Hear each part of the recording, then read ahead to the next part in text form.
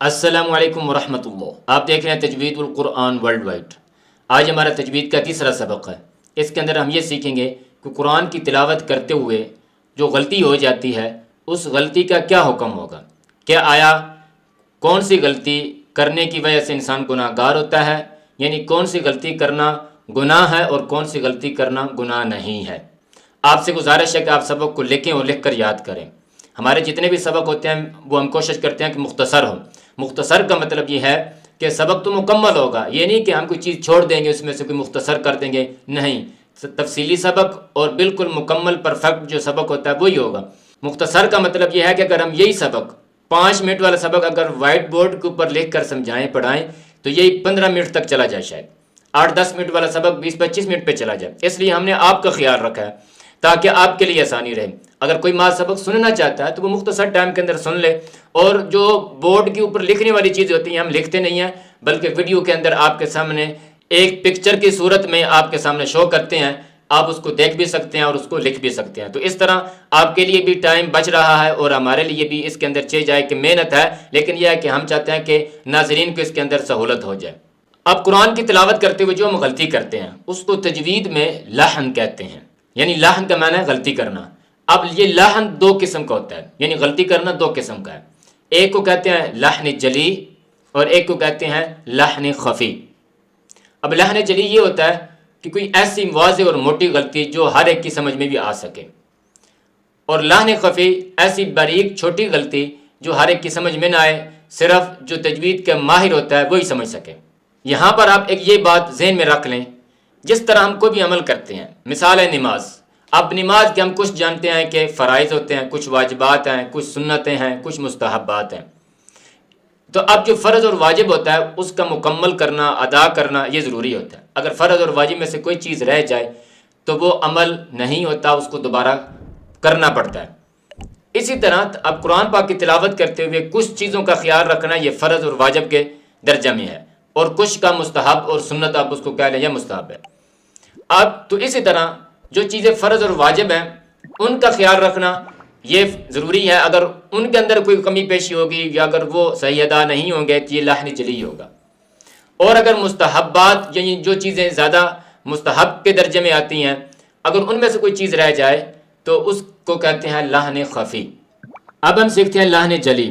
لحن جلی کی 5 صورتیں ہوتی ہیں، یعنی اس کی 5 قسمیں ہیں، یا یوں سمجھ لیں 5 قسم کی غلطی کرنا یہ لحن جلی ہے، یہ گناہ ہے، حرام ہے۔ نمبر 1، ابدال حرف بالحرف، یعنی حرف کو حرف کے ساتھ تبدیل کر دینا۔ حرف لکھا کچھ اور ہے اور کوئی اس حرف کو کچھ اور پڑھ دے۔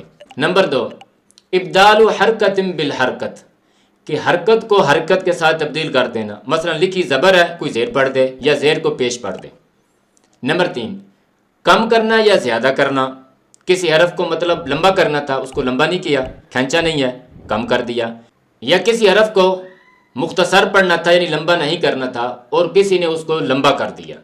نمبر 4، ابدال حرکت بالسکون، یعنی کسی حرف کے اوپر حرکت تھی تو کسی نے حرکت کی جگہ پر سکون پڑھ دیا، یعنی متحرک حرف کو ساکن کر دیا، یا اس کو الٹ کر لیں، کسی آدمی نے ساکن حرف کو متحرک کر دیا۔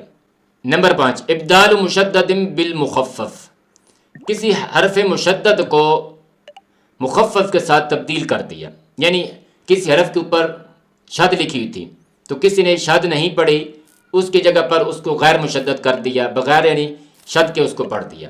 ان کی مثالوں کے ساتھ یہ ساری چیزیں اچھی طرح سمجھ آ جائیں گی۔ اب ان کی مثالیں، پہلے ابدال حرف بالحرف، حرف کی جگہ پر کوئی اور حرف پڑھ جانا۔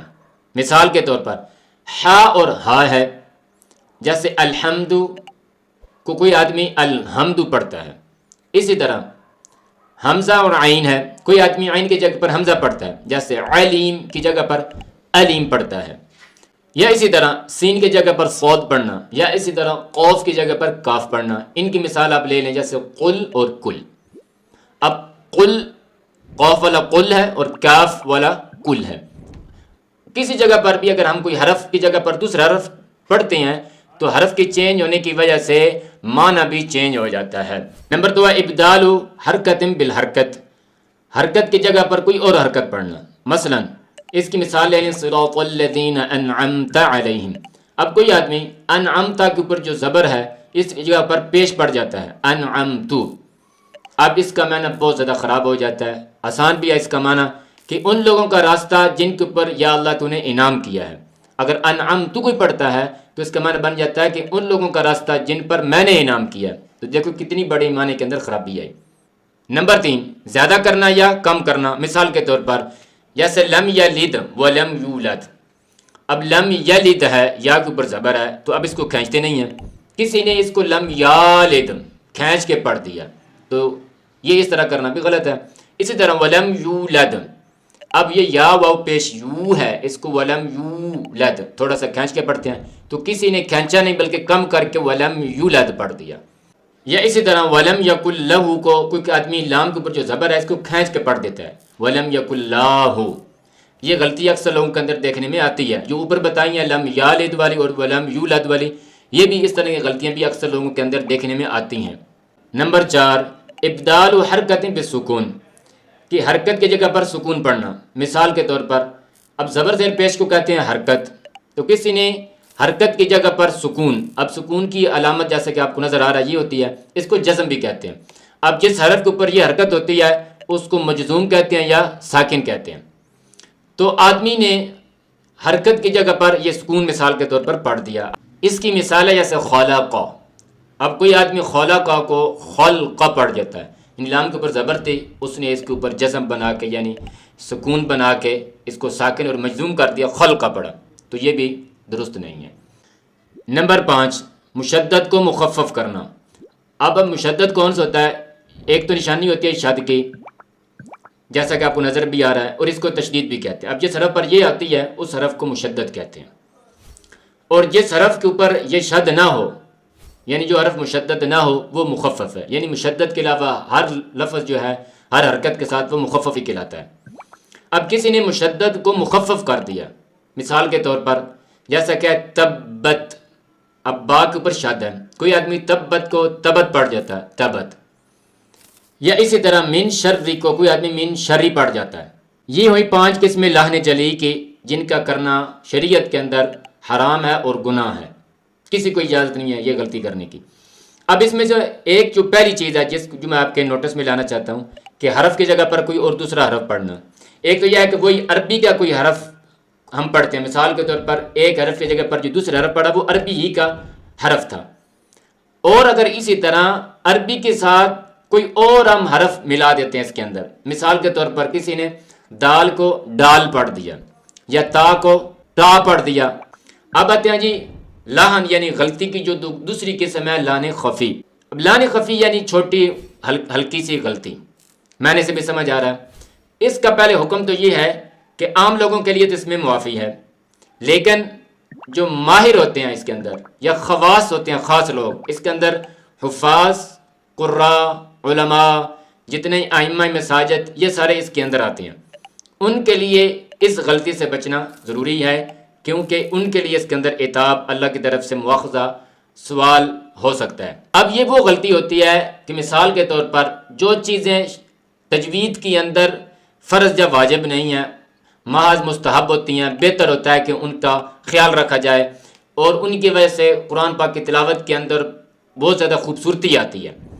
تو یعنی جو قرآن پاک کو حسین بنانے کے قواعد مقرر ہیں، ان کے اندر اگر کوئی کمی پیشی ہو جائے، کوئی رہ جائے، صحیح ادا نہ ہو سکے، تو یہ لحن خفی ہے۔ مثال کے طور پر جیسے را ہے، اب را کو بعض دفعہ پر پڑھا جاتا ہے اور بعض دفعہ بریک پڑھا جاتا ہے۔ اب را کو پر یا بریک پڑھنے کے جتنے قاعدے ہیں یہ کوئی فرض واجب نہیں ہے، یعنی بہتر ہیں، اسے کہتے ہیں صفات غیر لازمہ یا صفات عارضہ کہتے ہیں۔ اب کسی نے را کو باریک پڑھنے کے بجائے کسی جگہ پر پر پڑھ دیا، یا کسی جگہ پر پر پڑھنا تھا اس کو باریک کر دیا، ٹھیک ہے، یا کسی جگہ پر غنہ کرنا تھا جیسے ان، تو کسی نے یہاں پر غنہ نہیں کیا، بغیر غننے کی پڑھ دیا، تو یہ غلطی ہے لحن خفی کہلاتی۔ تو آج کے سبق میں ہم نے غلطی کے بارے میں سیکھا، یعنی لحن اور لحن کی تعریف، ان کا حکم اور اس کی قسمیں، اور جہاں پر جو صورت بنتی ہے وہ ساری ڈیٹیل میں ہم نے پڑھ لیا۔ تو آج کے سبق کے لیے اتنا ہی کافی ہے۔ آپ سے گزارش ہے کہ آپ یاد بھی کریں اور آگے اس کو ضرور شیئر کریں تاکہ لوگوں کو زیادہ سے زیادہ فائدہ ہو۔ السلام علیکم ورحمۃ اللہ وبرکاتہ۔